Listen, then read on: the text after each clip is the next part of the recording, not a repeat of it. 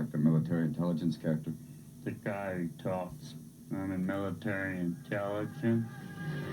Once again, we've got our friend from military intelligence. Can you tell us what you've found out about the enemy since you've been here? We found out that we can't find them. They're out there, and we're having a major difficulty in finding the enemy. What do you use to look for them? Well, we ask people, are you the enemy? And whoever says yes, we shoot them. Here's how you get into military intelligence. This is my thumb. I'm going to mix them up. I'll find my thumb. If you can find the thumb, you could be a military intelligence. Well, it's the best one. It certainly combines the two worlds again of comedy and acting. There are films that I've enjoyed as much, if not more. I mean, Garp, Moscow on the Hudson. There was a film I did for public television in America called Seize the Day. But yeah, I think it combines the two worlds, and for me that was important because I'd kept them separate. It was kind of like Sybil Goes to the Movies. It was put them out. One was over here, and one was over here. And I had to fuse them together to try eventually to build back an audience again. Because I had an audience, I think, for stand-up. But in movies, it was kind of touching as an actor. I went to Juilliard for 3 years. And John Houseman was saying, the theater needs you. I'm going off to sell Volvos. So, okay, we can do it.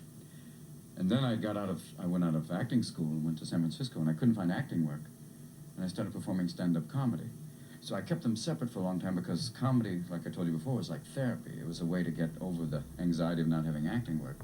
So I always kept it as an outlet for, especially like when movies like Popeye came out, I could go, oh, and have stand-up to kind of talk about it and go, Popeye's a great film, you can run it backwards, it has a happy ending.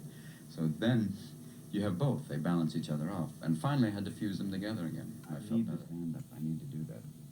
For me, it's cheaper than therapy. It's cheaper than having a man go, so your mother was a guy. So what, you know?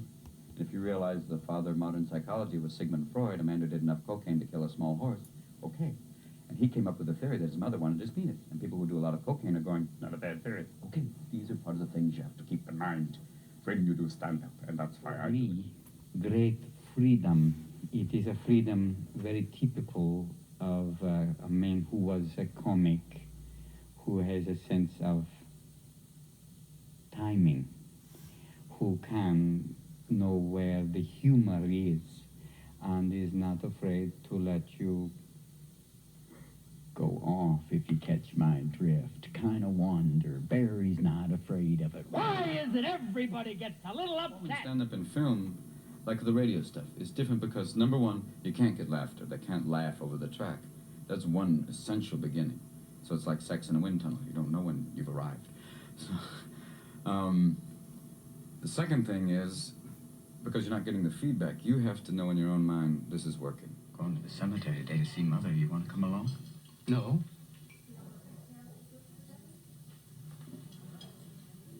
Stop that. You're turning into a mountain of ticks. Sorry.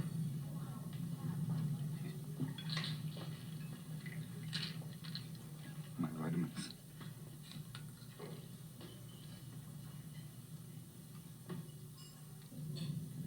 What the devil's the matter with you? I got problems, Dad. It's not necessary for everyone to know your business, Wilkie. You're not a banana that you have to peel your skin off in public for everybody to see. And you don't have to sell me to your friends either, Dad. I'm not ashamed I quit Rojax. You want to be proud, better have enough money in your checking account. Is that what it comes down to, huh? Money? You know what you are in this world without money? Nothing. Absolutely nothing.